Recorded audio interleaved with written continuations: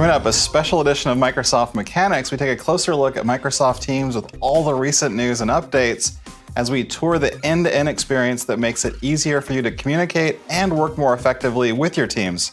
So I'm joined today once again by Aya Tonge from the Microsoft Teams group. Welcome back. It's great to be back, Jeremy. So thanks so much for joining us today. And you're probably one of the more familiar faces helping guide people through Teams as more and more of us work remotely or in a hybrid work environment. Thanks. It's great to see so many people tune into Mechanics to really learn about Teams. And you're right, what we're seeing in this new normal is that a ton of people are using Teams to stay connected. We now have over 75 million daily active users of Teams. And we've been working around the clock to make sure you have the best experience possible, which includes optimizing the service and bringing you new experiences that really allow you to have a natural human connection when using Teams, whether that's joining from the office, from home, or remotely. Right, and I know we've seen days with up to 200 million meeting participants alone.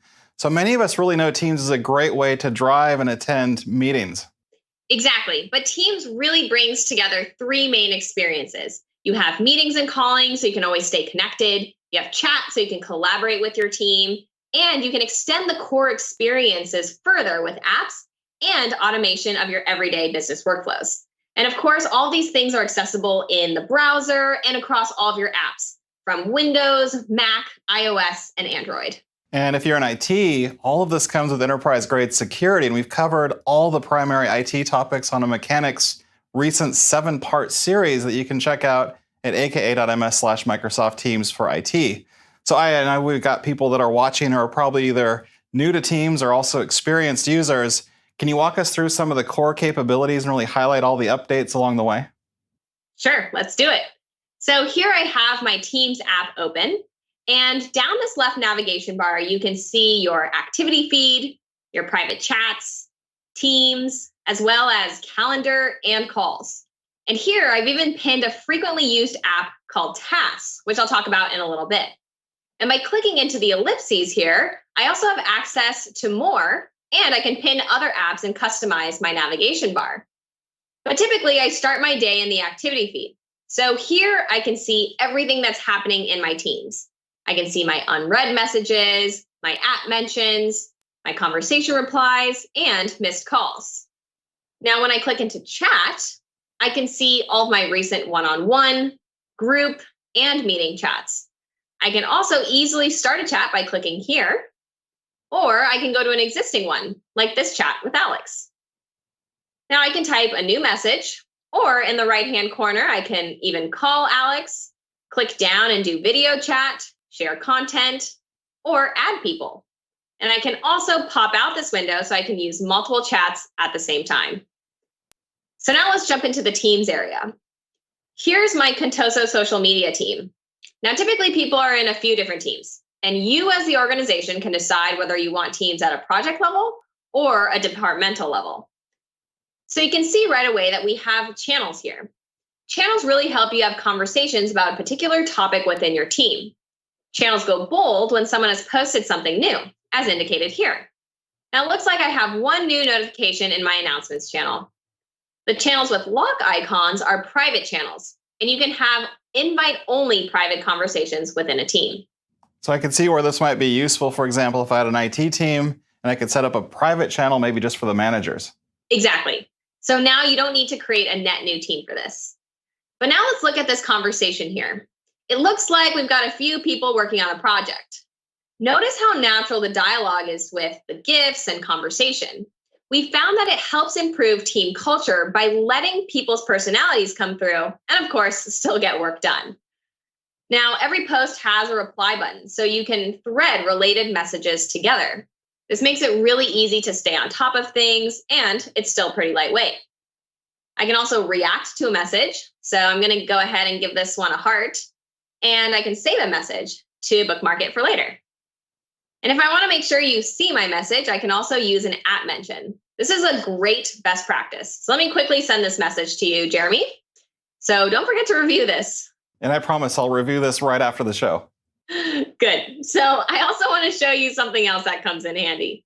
If you want to be a bit more formal, you can click here to start a new conversation, and I can use the rich text editing icon. So I can give it a subject. So let's call this AI video. And then I can add some text. So I'm going to say that we have some new features we recently added.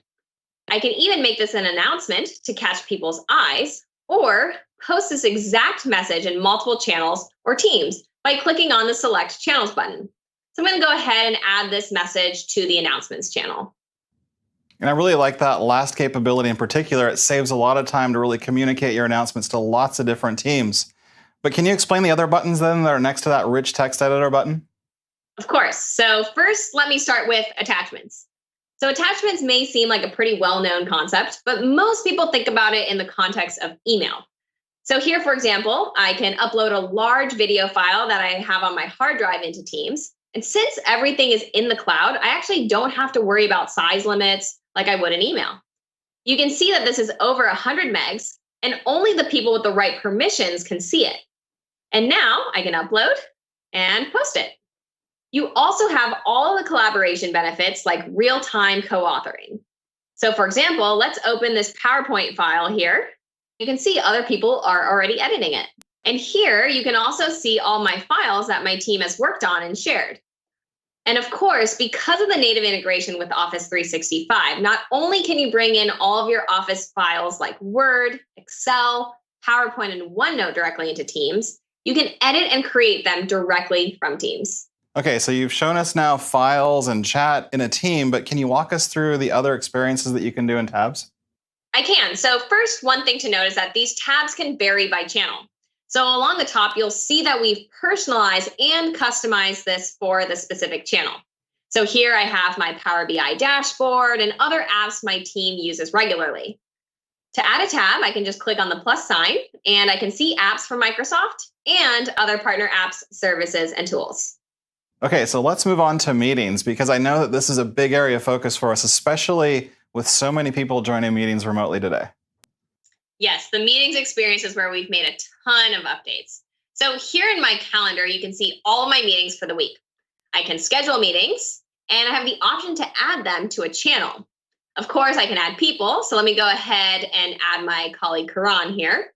And then I can also see his free busy status by clicking on the scheduling assistant.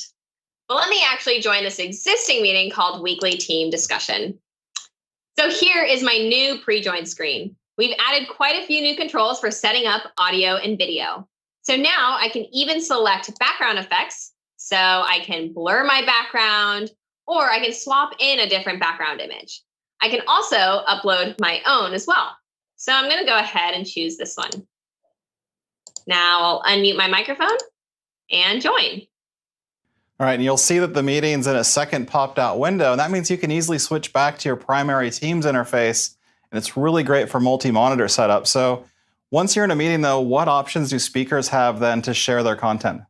Sure, so if you haven't used it before, you can open your share tray in the top right-hand corner. So I can share my entire desktop, my individual app windows, PowerPoint files that you can see in the middle here, or my Microsoft Whiteboard.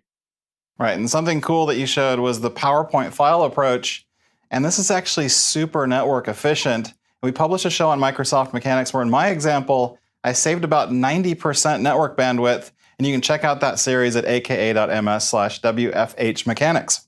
Wow, that's pretty amazing. But beyond sharing content, we actually have some more options for viewing people and content. So what you see here is the new dynamic view, which adjusts to prioritize what's most important, such as presentation slides or people dialing in with video. Audio-only participants will show up in the right-hand rail. Now, when content is shared, participants will shrink and move to the side. But sometimes I want to pin selected participants while content is shared so that I can actually see, let's say, the presenter. So let me go ahead and pin Marissa here. And I can even add, let's say, a sign language interpreter or a key decision maker. So let me go ahead and also pin Sean. Now, this makes it really easy for me to see their reactions. Previously, I'd have to decide between content and people, but now with the new dynamic view, I can actually see both. So how many video feeds now can we see in the context of a Teams meeting? Sure. So there are a couple of options that we've recently added to make sure that we accommodate different meeting sizes. So in the default gallery view, which I'm currently in, you can see 9 people, but you can also switch to the large gallery view, which supports up to 49 people. Right, I know a lot of people have really been waiting for this. I know, but it gets even better. We also recently announced a new video meeting experience called Together Mode, which brings you and your team into one virtual shared space. With a click, it's like all of us are sitting together in an auditorium. Now, this encourages natural human interaction and also helps avoid people from speaking over each other. And it's really great because you can catch nonverbal cues a lot easier, like nods of approval or raised eyebrows, smiling, or even a physically raised hand. Exactly. So this is a great option for meetings, town halls, classroom discussions, or sporting events. Together Mode can support up to 49 people, and we'll also be adding other types of settings such as conference rooms, coffee tables, and study halls over time.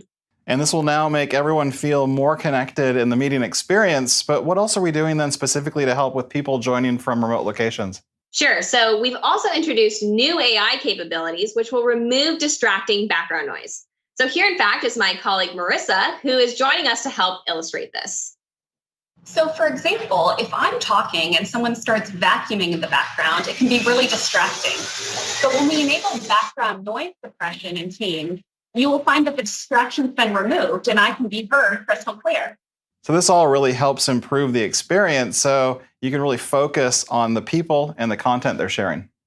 Right. And we're making meetings even more accessible and inclusive in other ways. Now, many of us have been using live captions in team meetings to actually follow along with the conversation. But one of the problems we've had in the past is that you have really no way of knowing who is saying what, which makes it particularly challenging for those with hearing difficulties. But now when I turn on live captions, you can actually see who is speaking. This is especially helpful when someone is presenting and you can't see the person talking. And we've all been in those meetings with a lot of people, maybe with similar voices or people that we haven't met yet. And now we can address them by their first names. Exactly. And along those lines, we've also added live transcription, which is recorded during the meeting. So now I can read up on anything that was being said in the meeting, especially if I've missed something. And this will really save a lot of time, I think, for anyone who's taken a lot of notes during the meeting. And now it's all using speech-to-text AI. Right. So when I leave the meeting, you'll see the full transcript accessible in the meeting chat. So this is available to all participants to view. So here is a sample transcript, so you can read what was discussed, any action items, and of course, who said them. So these are updates I think that a lot of people have had on their wish list for a while. And let's go back down the left nav bar really to resume our tour of Microsoft Teams. Sure. So not only can you join meetings, but of course you can also make calls. So as I click in, you can see that we have voice calling, which can be done with all of your internal and external contacts that are using Teams. So VoIP calls are built in. But if you have integrated PSTN calling with Microsoft Teams, you'll see your phone number and even a dialing pad to make regular phone calls. So I could even call my parents in Japan if I wanted to, for example. And if you don't see that dial pad, it means that you're not configured for PSTN calling, but it's really easy for Teams admins to add phone system and a calling plan or direct routing to make those types of calls. But going back to the left nav bar, the last item that you mentioned here was tasks.